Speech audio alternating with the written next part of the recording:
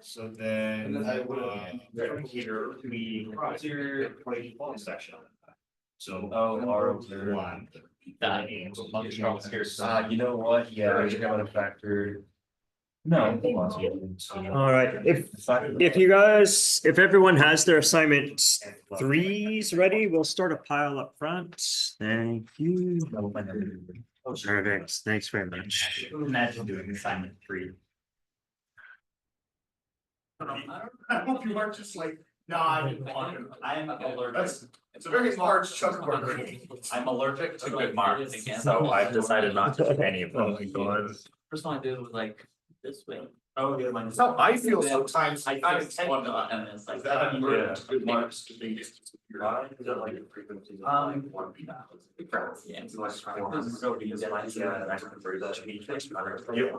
For me, whenever it's Which makes sense because it's the heartbeat, it's undefined, you're actually right. It's not too bad, which makes sense. That's good. That's very good. It's kind of It's stuff like stock friends. So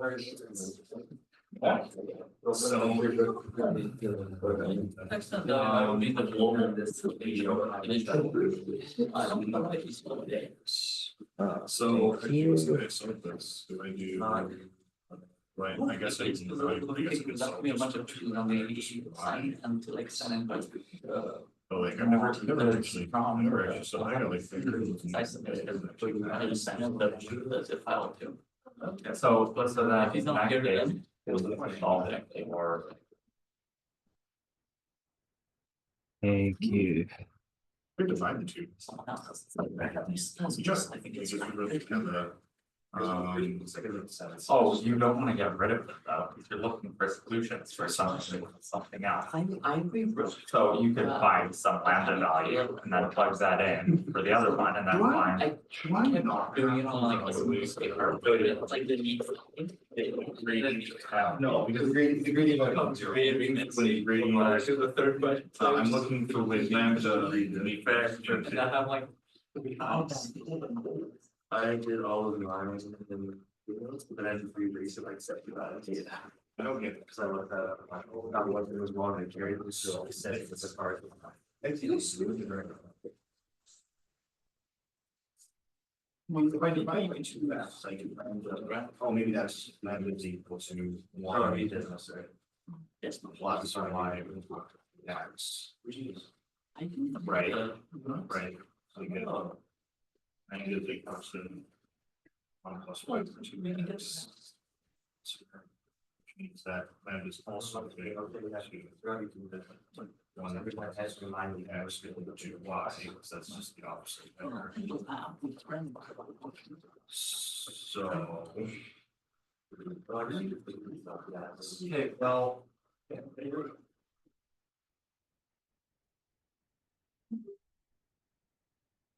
Because technically you can equal to each other.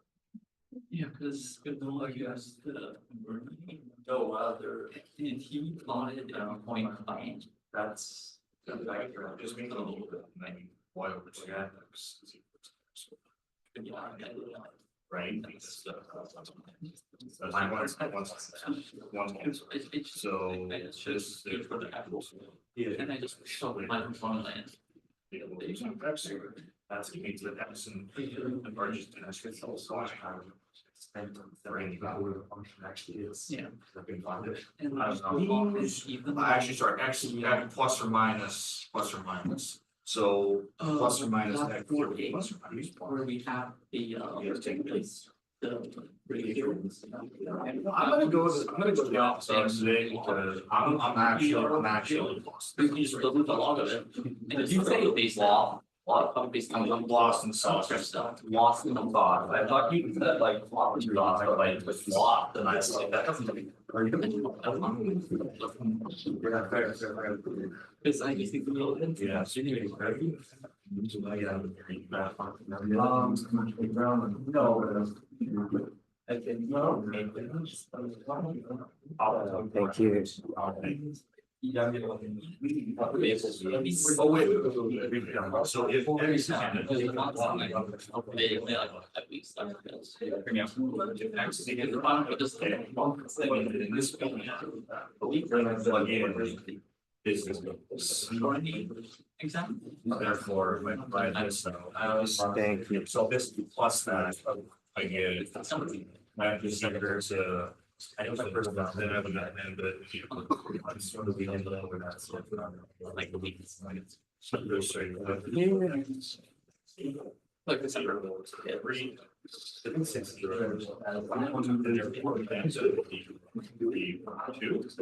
Right, right, but this also you do the 1/2 lines. All right, I hope everyone had a good weekend. So today's class is kind of fun. Let me explain what I mean by fun is we're going to try to work with our op-amp circuits, and all we're gonna do is we're gonna just apply our op-amp golden rules repeatedly. So we'll work on applications where we're gonna implement the negative feedback so that when we use the negative feedback, the difference in voltage between the inverting and non-inverting inputs will be zero. We've done a couple of examples already. The devices are called op-amps, operational amplifiers, so it makes sense that we could make amplifiers out of them. And we made two kinds of amplifiers. One was an inverting amplifier where the output was equal to the input times some gain factor that was negative. And so when the input is positive, the output's negative and vice versa. And then we looked at the non-inverting version of the amplifier. And in this case, what we found is that the output and the input will have the same sign. And the gain factor was +1 plus R2 over R1. We talked about the difference between these two. With the inverting amplifier, if we wanted to, we could actually scale the output down. We could make the output a smaller version of the input by making this ratio less than 1. With the inverting amplifier, the best we could do to get the lowest possible gain we could get is by setting R2 equal to 0, R1 large, and that would give us a gain of +1. We couldn't go any lower than that. Okay, so what I want to do today is I want to start with the summing circuit. And what we're going to try to do is we're going to try to develop a circuit using an op-amp with feedback that will allow us to add voltages. So suppose I wanted to create an output that was equal to the sum of these input voltages V1 and V2 and V3. You can maybe see already that we'll do it for this case, but I could put as many inputs as I want here. I could have a V4 going through R4 that connects here, and I could have a V5 with an R5 that connects here. You could just generalize this to as many inputs as we like. We'll start with 3. So the first thing, let's just go through this slowly so that we can recap the golden rules.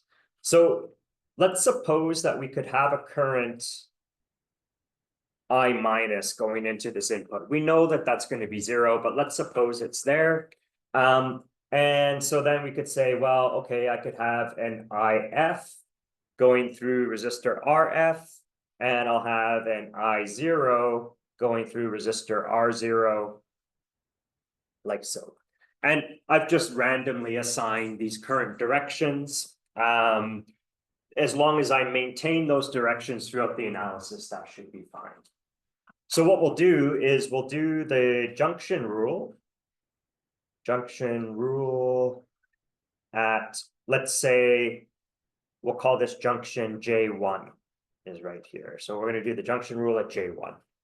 So the current going into this junction is IF. So IF must be equal to the current going out. And so that's I0 and I minus. And so this is I0 plus I minus. Okay, and then we go golden rule number 1 says that I minus is equal to I plus is equal to 0. So in fact, let me put I plus in here. I plus would be the current going into or out of the non-inverting input. So if I want to enforce that first golden rule, what I could do is say, well, okay, I plus has to be 0 and I minus has to be 0, like so.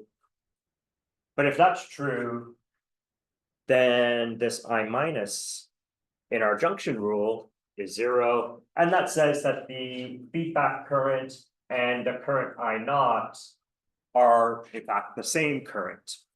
And so we get that result that says I feedback is equal to I naught. If they're the same, then we don't need a subscript. And so let me just call that current I. And so we could say, well, what we really have is just a current I that follows this path through RF and R0 and ends up going to ground. Okay, good. So that's the first golden rule that's applied. We can analyze this part of the circuit now. And so we can track the changes in voltage or potential from, say, V out to ground. And so if I wanted to do that, we would start at V out. I'd follow the current I. The first thing we do is we cross RF in the direction of the current. So that means we're going to lose voltage minus I times RF. So we can write that down. So we start at V out. And then we go minus I R feedback. And then we continue on towards ground. We have to go through R0, again in the direction of the current. So we're going to get minus I R0.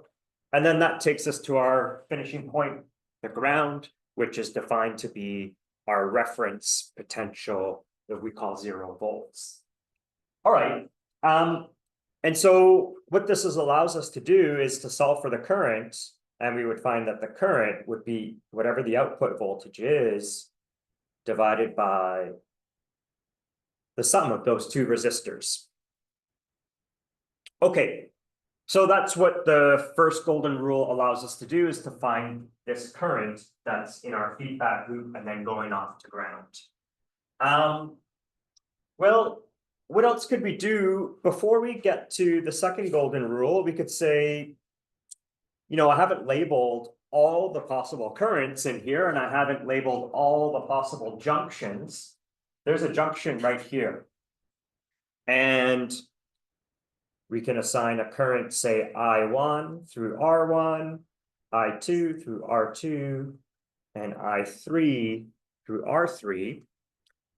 Those are all converging on this junction, which we'll call, let's say, call this J2.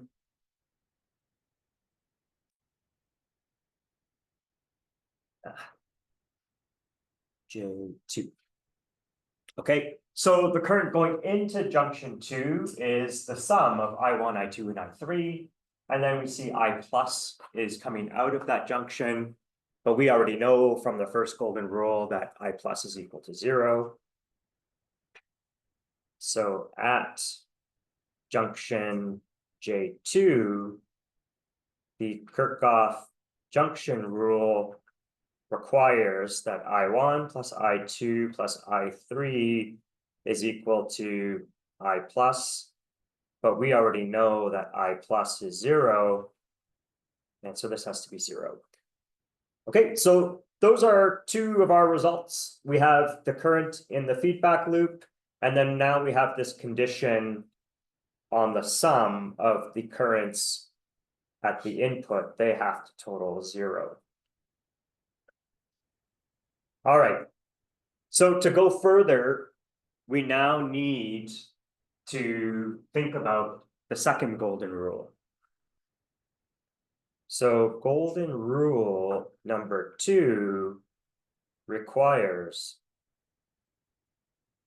that when using negative feedback, which we are, we have a connection from our output back to the inverting input. That connection is through the resistor RF. So when we have this negative feedback in place, the voltages at the inverting and non-inverting inputs of the op amp have to be equal. Let me just remind you that there are often cases where I plus is going to be 0. And when I plus is 0, I minus will have to be 0 as well. We saw that when we did the inverting amplifier. But it doesn't always have to be the case. And this is another example where these voltages are equal, but not 0. Okay, so let's go look back at our picture here. So we have these two voltages at the inputs. And so let me say this one here is our inverting input V minus, and the voltage here is our non-inverting input V plus. And we know that those two are going to be equal to each other. There's a few approaches that we could take to kind of proceed in our analysis. Perhaps the easiest one is to recognize that the voltage here is the same as the voltage at this point that we've labeled J1, right? There's nothing between these 2 points in our circuit except an ideal wire. And so those two voltages have to be equal. But I could calculate this one. What's the voltage here at J1? What's the easiest way to quote its value? It's the voltage across R0. What's the voltage across R0? Yeah, R0 times I. That's exactly right. So the voltage across this resistor is the voltage at the junction J1, which is the voltage at the inverting input.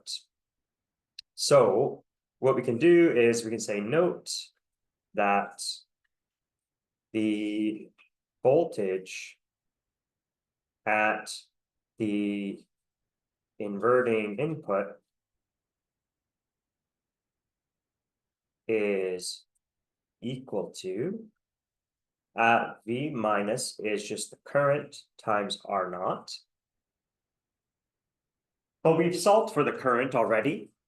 Let's see if we can get it on the screen here. There it is. And so what we could do is we could take this current and sub it in here.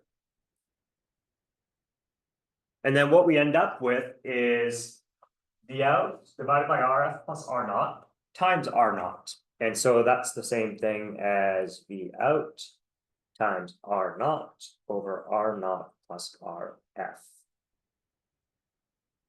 Okay, good. So therefore, V plus is also equal to V out over R0 times R0 over R0 plus RF. Okay, so the last thing we have to do is we have to try to relate this output voltage to the input voltage. And so to do that, in fact, input voltages in this case, because we have a V1, a V2, and a V3. So as a last step, we're going to finally, let's track the voltage. Let's say from V1, the first input voltage, to V plus. V plus, we just wrote down an expression for V plus. And that's going to be pretty easy to do. Let me show you the circuit again. We're going to go from V1 to V plus. Well, all we have to do is cross one resistor, right? It's V1 minus I1 times R1 takes me to V plus. Okay, so V1 minus I1 R1 is equal to V plus. if I wanted to, I mean, there's really only one thing that's unknown in this expression, and it's I1. V1 is some input voltage. That's something we control when we build the circuit. We provide V1. We choose the values of the resistors, so we know R1. And V plus we just calculated. So the thing we don't know is I1. And so if we solve for I1 here, what's that going to be equal to? It's going to be V1 minus V plus over R1. Okay. Okay, we move this to the other side, take the V plus over here, divide by R1. Yeah. So you could do the same thing. And if you did that for the other two inputs, you would find that I2 is equal to V2 minus V plus over R2, and I3 is V3 minus V plus over R3. All right, what was the condition on these three currents? Yeah, they have to sum to zero. That was our junction rule at junction 2. So we require that I1 plus I2 plus I3 is equal to 0. All right. Well, okay, let's just try that. So I1 is going to be V1 over R1 minus V plus over R1. I'm going to separate the fraction because it'll be convenient for us in just a second. And then we're going to have terms that look exactly like this, except instead of 1 subscripts, we'll have 2 subscripts, and then we'll have 1 with a 3. So we have V2 over R2 minus V plus over R2 plus V3 over R3 minus V plus over R3 is equal to 0. Okay, I mean, it doesn't look so great right now, but one thing we can notice is that we have 3 terms that have a V plus, and so let's collect those terms together. So we have V1 over R1 plus V2 over R2 plus V3 over R3. We'll deal with that first.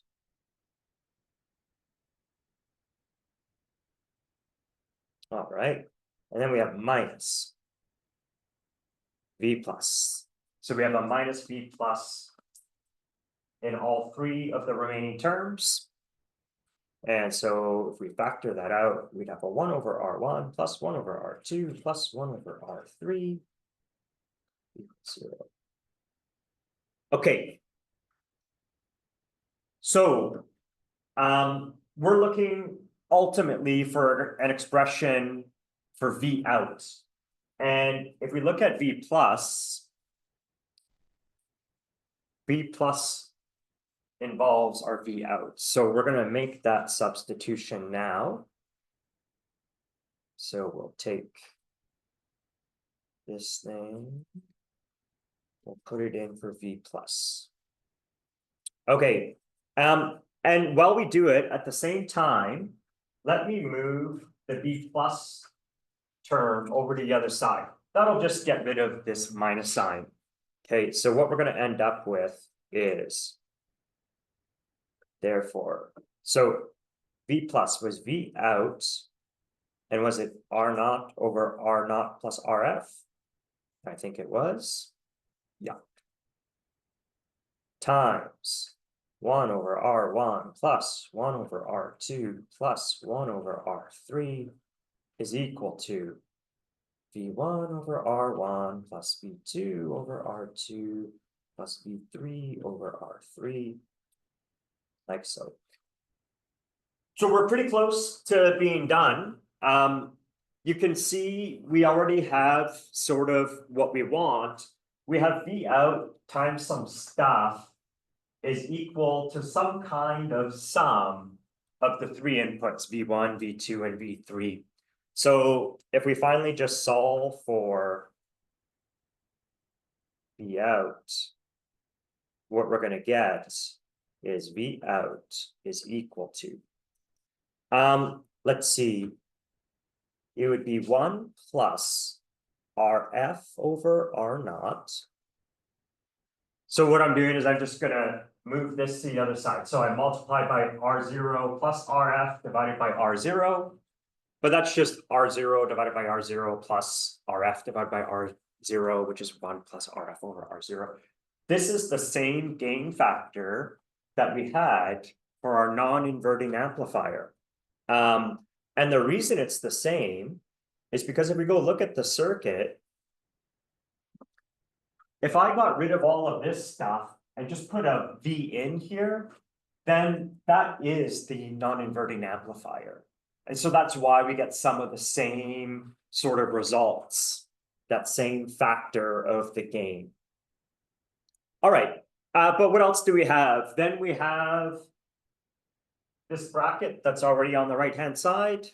So we'll go, well, in fact, let me move this over to the other side as well. So we have to divide by the bracket on the left.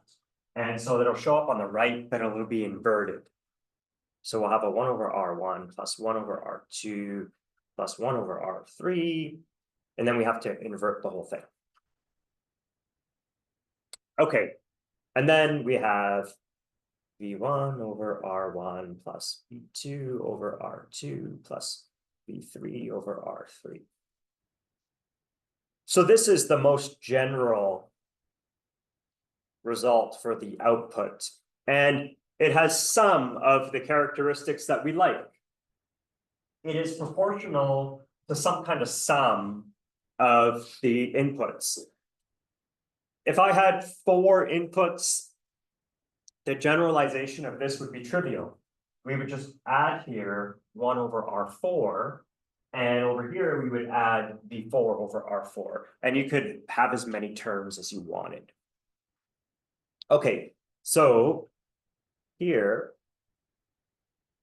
V out is a weighted average, or let's say a weighted sum of the input voltages V1, V2, and V3. By weighted sum, all I mean is that we're adding these with different factors, different coefficients. So this is a 1 over R1, 1 over R2, 1 over R3. So if I wanted twice as much V3 as I wanted a V2, for example, then I would make R2 twice as big as R3. So it can adjust those coefficients however we want that sum to come together. Okay, but let's see a more special case of this. And it'll look more like a direct sum if we do that.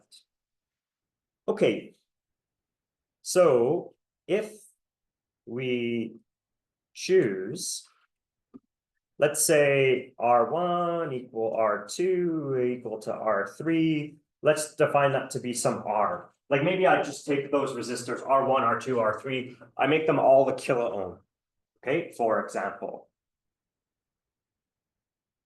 So then, what are we going to get? V out will be equal to, well, 1 plus RF over R0. And then we're going to get 1 over R plus 1 over R plus 1 over R inverse. And then we're going to have V1 over R plus V2 over R plus V3 over R. I could factor out the common 1 over R. And I'd have V1 plus V2 plus V3. Okay, but what is this thing going to be equal to? Yeah, right. It's going to be 3 over R, but it's all inversed. And so this is going to be R over 3 in that case. And you can see what's going to happen. We have an R times a 1 over R, and they're going to cancel. And in this case, V out would be equal to 1 plus RF over R naught. And maybe we could put the 1/3 out here, and then we'd have V1 plus V2 plus V3. And so now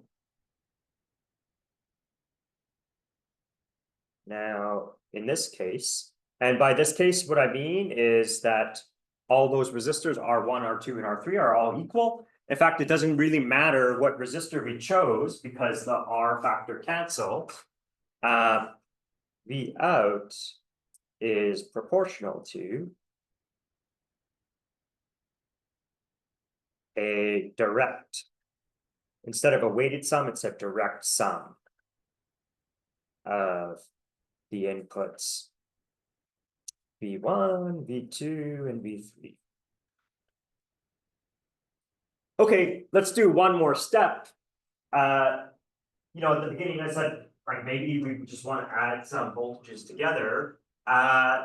So what's nice about this expression is that I can choose the RF over R0 ratio to be whatever I want. So if I wanted to sum these voltages and then amplify them by some factor, I could do that. I could make this gain like 100 or whatever I want and get an amplified version of that sum. But if I wanted to, I could also just say, well, what if I made RF over R0 equal to 2? So if we now select RF over R0 equal to 2, then we would get V out would be equal to 1 plus 2 is 3, times a third is 1, and it would just be equal to V1 plus V2 plus V3. So in fact, what we made is a more general summing circuit where we could have weighted sums, where we add different amounts of these input voltages. I could amplify that sum if I wanted to, or I could make choices where we just get a direct addition of the 3 input voltages. And so that's pretty useful, and it's not something that we could easily do before introducing these op amps. Okay, good. Yes. I think once we do this type of circuit, one introduce would be voltage circuit. What do you mean? So I couldn't just take 2 wires of different voltages and connect them together. That's not going to be the sum of those voltages. Is that what you mean? I was thinking maybe when you have batteries, Yeah. you can connect them in series to get the sum of voltage. Yeah, you could. So, but what if I wanted to say one of these could be a sine wave and one of these could be a constant voltage? And so there I'd want to use something like this op amp to do it. You're right. If you just want to add up batteries, you just put them in series and you could do exactly what you said. But now maybe this is some kind of sine wave, this is maybe some kind of pulse, and then this is some kind of constant voltage, and I could just add them up in this way. Yeah. Good, good. Okay. So what I want to do next is, let's do another example. This time I won't tell you ahead of time what the result is going to be. Let's just let it emerge. So another example. So far, the examples we've done, inverting amplifier, non-inverting amplifier, summing amplifier, have involved only resistors. So let's see what happens if we introduce a different kind of component, like a capacitor. So here's our op amp. And now we're getting a bit used to this. And what we can start doing is we can start applying the golden rules on the fly. Okay, so if I draw the circuit like this, even though I haven't finished drawing the whole thing, what's V plus going to be equal to? I have it connected to ground. Yeah, and ground is 0 volts. Okay, so we know before we finish drawing the circuit that V plus is at 0 volts. if V plus is at 0 volts, what is the voltage here at the inverting input? 0 volts. As long as the circuit that we draw ends up having a feedback loop. So that's the important point. Okay, and so let me put the feedback loop in right now so that we can be confident that we can apply the second golden rule. So my feedback loop is going to contain the capacitor.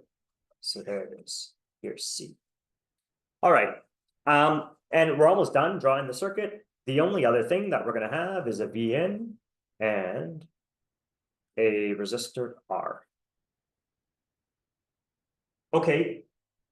We've already done the second golden rule on the fly. Let's do the first golden rule. So current is going to come from the input along this direction. It meets a junction. None of it goes into the op amp, right? That's our first golden rule. I minus is equal to 0. So all of the current has to take the path through the feedback loop. And that's our first golden rule. It says our current follows this path since I minus has to be 0. All right, good. So let's see. Let's track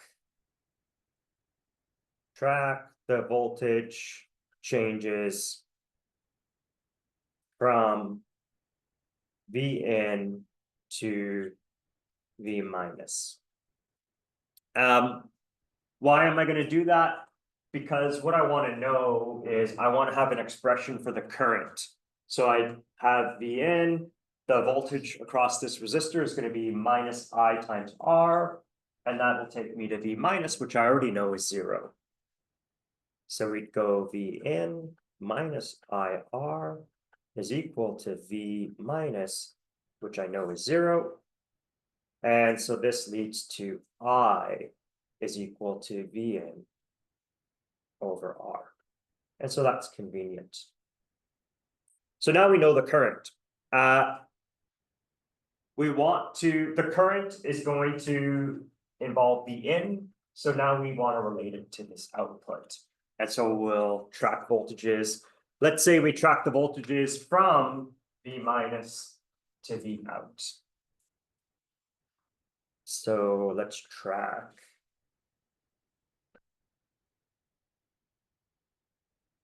voltage changes from V minus to V out.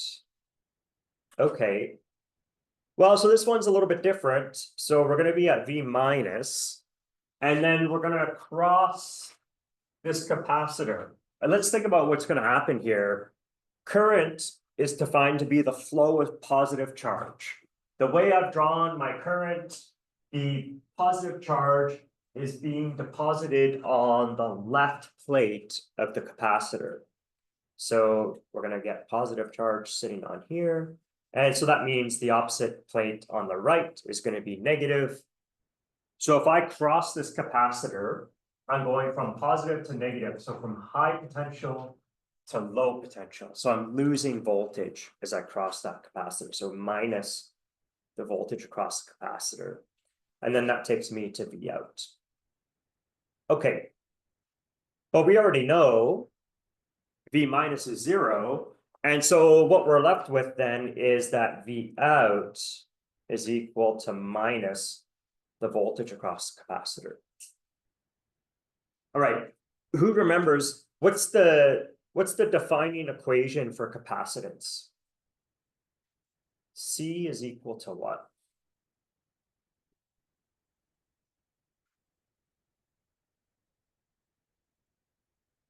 Does anyone remember?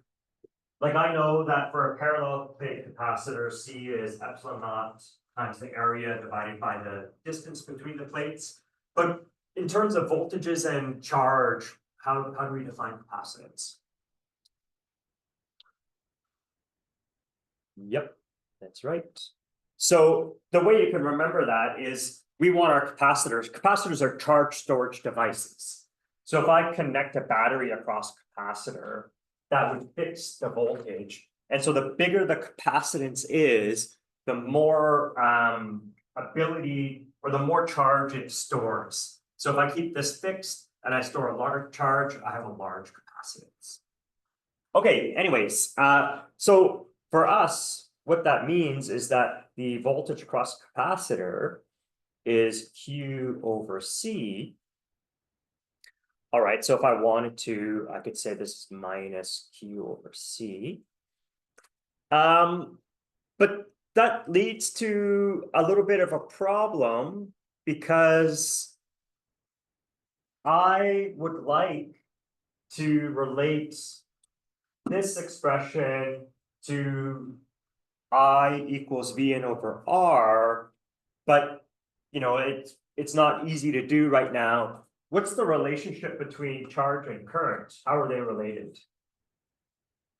Yeah, so I is dq dt, or what I want to use is that q is equal to the integral of I dt. Okay, so that would mean our V out is minus the integral. There's a factor of 1 over c. Let me put minus 1 over c, the integral of I dt. Okay. And now what we'll do is we'll take our current and shove it in there. Okay, so therefore, V out is equal to minus 1 over c, the integral of I, and that was Vn over R times dt. R is going to be a constant, so it's going to come outside. And so this will be equal to minus 1 over RC, the integral of Vn dt. And so that's our output. So what we've made now is a circuit whose output is proportional to the integral of the input. So if we plotted the input as a function of time, the output would be equal to or proportional to the area underneath that function. So we did some, well, let's just say in words, and then maybe we'll draw some pictures. So here, V out is proportional to the integral of Vn. So that's a pretty neat result, right? That's not one that we could obviously think of how to do without this op-amp application. Okay, so let's imagine then, let's take an easy case. Let's imagine that we plot our Vn. And the simplest thing I could imagine for Vn is just some constant voltage. So this is, let's say V naught, right? So here, Vn is a constant that doesn't change with time. I guess that's redundant, but let's just really emphasize it. Doesn't change with time. Okay, well, let's plot the corresponding V out. This time I'm going to put my axis up here because I know the output is minus the integral of the input. So what would, if I integrate a constant, what does that look like? A straight line with some constant slope, right? Another way to think of it is, let's say for a very short amount of time, the integral is equal to the area. But for very short times, there basically is no area. And so that means this output is going to be sitting basically at 0. And then I let time evolve a little bit. And now we have all of that area. And so my output is equal to -1/RC times that area. And so that's going to be some negative number. And so I don't know what maybe it sits here. And then I wait an equal amount of time and my area doubles. And so that means my output is going to double. And then I wait another equal amount of time and my area increases by the same factor. And we could keep doing this. And what we would find is that this is what the output would look like. And as a matter of fact, this is exactly the kind of circuit that we're going to use when you build your final project after the break in November for Remembrance Day. Okay, so we will use an integrator circuit exactly like what we just analyzed, with a constant input voltage as part of your final Phys 231 projects. The final project is going to be an analog to digital converter. So we'll input an analog voltage that could be anything, and we'll get a digital output of that voltage. Okay, let's just go back to this expression and let's see if we could analyze mathematically what we just did graphically. So if V in is equal to V naught, a constant, then V out would be equal to -1/RC. V in is now a constant. Okay, but I can take a constant outside of an integral. And this would just be -V0/RC times T. Assuming our integration constant would be 0. So if we wanted to, we could put some integration limits on here. And if we put some limits on there, then we don't have to worry about the integration constant.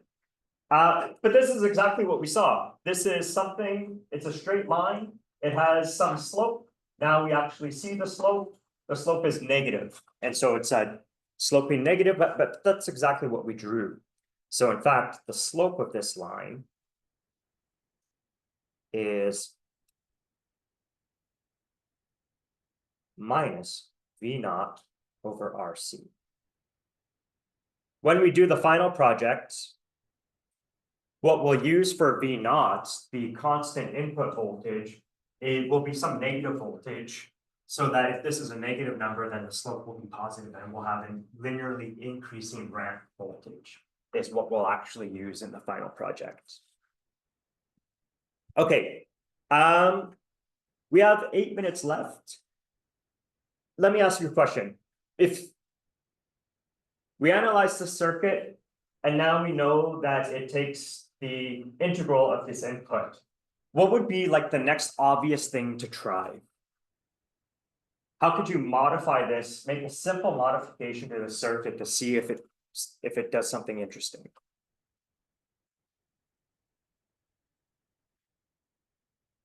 Like imagine you're sitting in front of this in your circuit board, it's built, it's working. You don't want to rebuild it, you want to do something very simple. What could you do in 1 second to change the circuit? Change the position of the resistor. Yeah, let's swap R and C and find out what happens. What do you think is going to happen?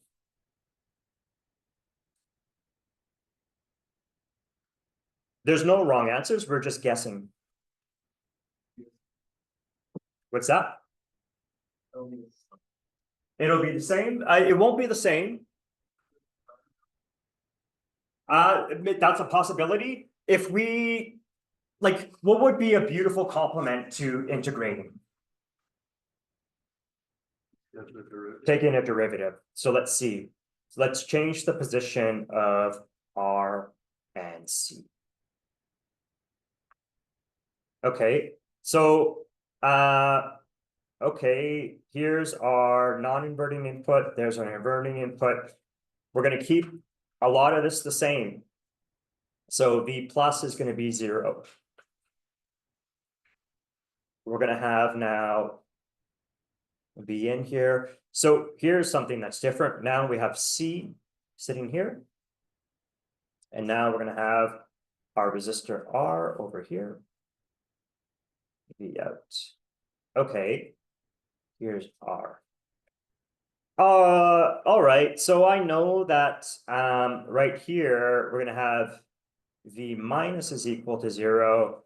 And I know that we're gonna have a current that does this. All right. Well, let's see if we can analyze this in the same way we did before.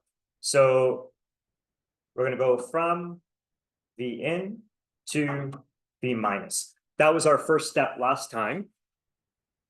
So we're gonna have V in. Again, I've chosen the current going from left to right. So positive charge is flowing in that direction. So we have positive charge piling up on this plate and negative charge on the opposite plate. And so we lose the capacitor voltage. And then that takes us to V minus, but we already know that that's 0. Okay, so therefore V in is equal to the capacitor voltage. We already talked about, let's see, C is Q over V, so V is Q over C. So this is Q over C. All right. Let's anticipate that we're gonna ultimately want to convert this to a current. So this time, instead of integrating, let's take the derivative. So let's take the derivative of Vn. So with respect to time. Okay, so dVn dt is equal to it's plus 1 over C, there's no minus sign, dq dt, which is the same thing as I over C. All right, so that's one of our expressions. The next thing we'll do is we need to connect our output to this current. So we'll start at V minus and we'll go to the output. We'll have a voltage drop of minus IR across our resistor. So let's go from V minus to V out. So we'll start at V minus. We know that's 0. Well, okay, let's V minus IR takes us to the output. And we know that this is 0. So therefore, V out is equal to minus IR. Okay. Let's see, what can I do with this expression up top? If I solve for the current, let's go back here. Let's solve for I. We get I is equal to C. Where's my C? How come my C is not writing? Here we go. Oh, that's not good. What happened? Screen sharing was dropped. Okay.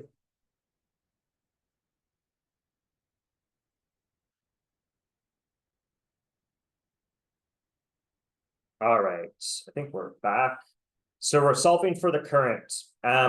So all we're going to do is multiply by C. And that is dVn dt. And this current will be subbed into here. And so therefore, V out is equal to minus. Well, let's see, if I put in the current, I'm going to get a C and an R, so I'll get an RC. And then we have dVin dt. And so this is V out is proportional to the derivative of Vn with respect to time. Okay, we have 1 minute left. Let me just point out a couple things here. One is that in both cases, we had a minus sign. So for the integrator, it's the output is proportional to minus the integral. For the differentiator, the output is proportional to minus the derivative. What are the units of RC? We call RC a time constant. So what units must it have? Time. So it's seconds or something like that. So dVn dt, this is like a change in voltage divided by a change in time. So that's going to have units of voltage per second multiplied by something in seconds. We get a voltage. So that makes sense. And you could do the same thing for the integrator. If we look at the integrator,